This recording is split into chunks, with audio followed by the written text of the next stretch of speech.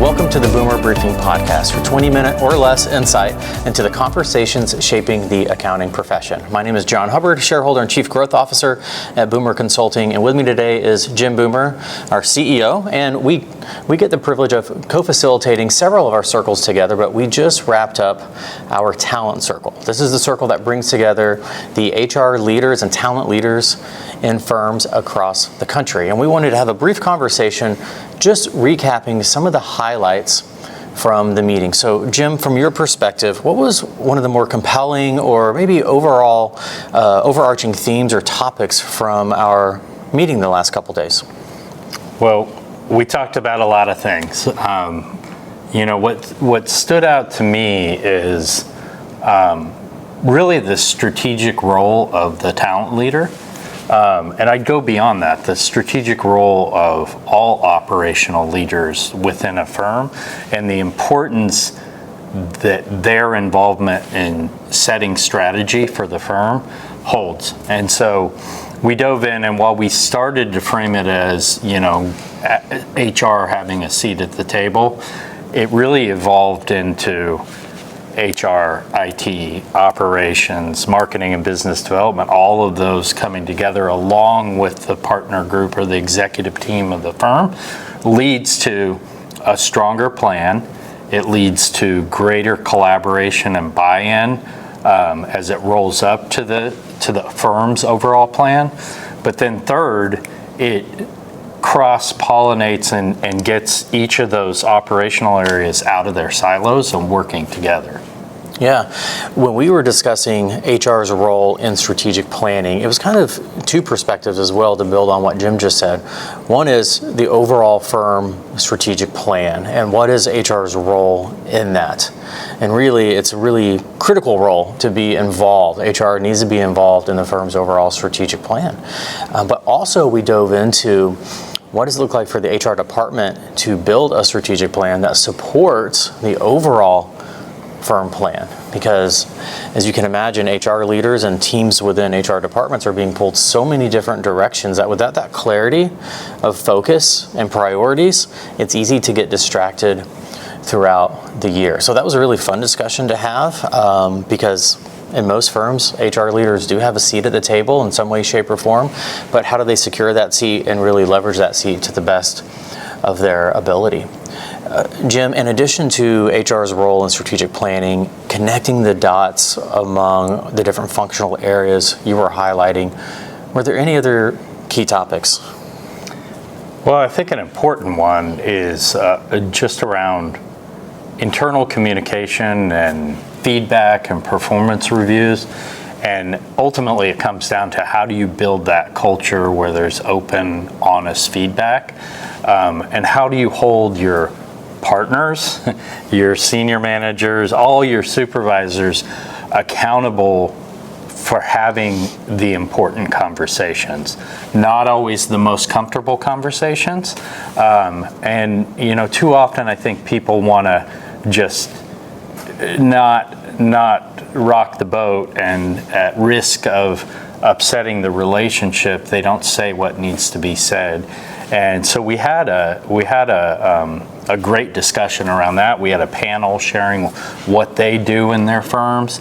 And I think the key thing that stands out to me, one of our HR leaders shared how they really subscribe to Brene Brown, and she talked about how clarity is kindness, and when you're unclear, it is unkind. Mm-hmm. And so even if it's a tough message to deliver, we owe it to our team members, we owe it to our firm, we owe it to ourselves to be direct and not let the point get lost in vagueness. And so I thought that was a great discussion.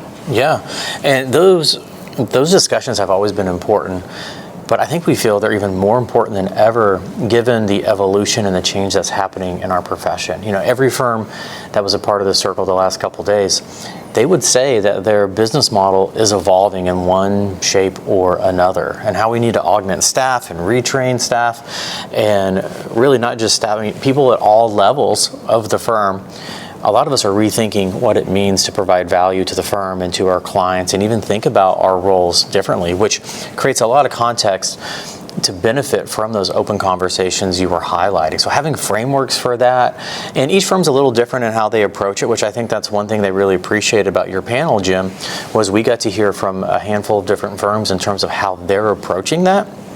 And so those in the room can then piece together what makes sense for their firm or how to fit maybe something new into an existing strategy as well. I know another topic we discussed also is around HR technology, right? Most areas of the firm, or pretty much all areas of the firm, it's not getting more simple to navigate the technology options there. So anything you would highlight from the conversation, it was actually this morning, anything you would highlight from the conversation this morning around that? Well, I think my biggest takeaway was the one-liner that was said, which is we need to move away from having projects viewed as an HR project or an HR software or technology, and they're really firm projects and firm technology. And it's the same thing we talk about in the CIO circle and tech circle is really in any organization, you shouldn't talk about your tech projects, your HR projects, your marketing projects. They should be firm projects that may be heavily led or accelerated by those functional areas. And ultimately what that comes down to is leadership buy-in and a collaborative relationship between the expertise, whether it be HR, operations, marketing, and the people that are client-facing and doing the work. And if you take that approach of every project as a firm project, you're gonna not only increase your chances of success, but you're gonna have a higher level of buy-in, adoption, all of those things down the road, and make the change management process easier.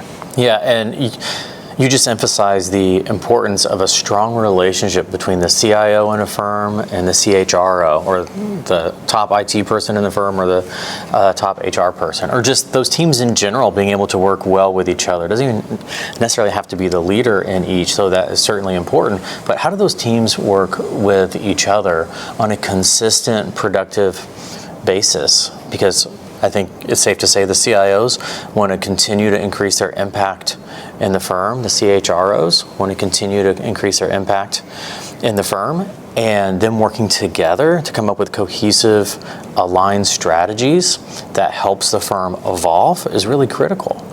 And it's really exciting work. Now, in addition to some of those specific topics, we have a few standard sessions as well that we have in each of these meetings. Each of our circle meetings. One actually started, really kicks off day one, which is around the positive mindset and the positive focus. Jim, do you want to highlight the purpose of that session? Yeah, I mean, I think it's all about getting off on the right foot, and getting yourself into that positive mindset of celebrating wins. I think it's human nature to look at what we didn't get done. We set goals and we say, oh, I only got 75% of the way, and we look at that 25% shortage. If we flip that and we say, but I'm 75% further along than I was when I started, now you're in much more positive mindset. You are able to think more strategically, but also it is setting us up for productive conversations, and we're focusing on the gain rather than the gap. So we always like to kick off with that. I'd say the other thing is we want there to be a common thread of accountability, and if you don't ever look back and learn and share, you can do all the planning you want, but you've got to at some point report back. And so I think it always gets us off on the right foot. Yeah. And we also end every one of our meetings with what we call the Take It Back section. So it can be a little overwhelming with all the amount of conversations and good ideas that happen over the last day and a half of a circle meeting. So we build into the agenda some time for focused conversations around what is it I'm actually going to take back. If I could maybe take back 5 things, and maybe those items are just conversations to have with people back at the firm. Maybe it's key decisions that need to be made or projects that need to move forward, or maybe it's a project that was already in the works, but now you have increased clarity around that project. So we start with the positive focus, and then we end with the take it back. As we wrap up our conversation here, Jim, what would we say to someone that's considering maybe joining the talent circle? Reach out to our team. We'd love to have a conversation with you to start the conversation, but we can also connect you with current members and you can talk to them. But we got to start the conversation as the first step. Yeah, and what we do in that conversation is really ask you a lot of questions to learn about you, your firm, your goals, and then make a recommendation if the group is a good fit for you or not. So simply go to boomer.com and you will see a scheduled discovery call or apply for membership button on the website, but we would love to see you on Zoom or in a call to learn more about you and your needs. Well, Jim, thanks for a great conversation. Thank you. And thank you for listening.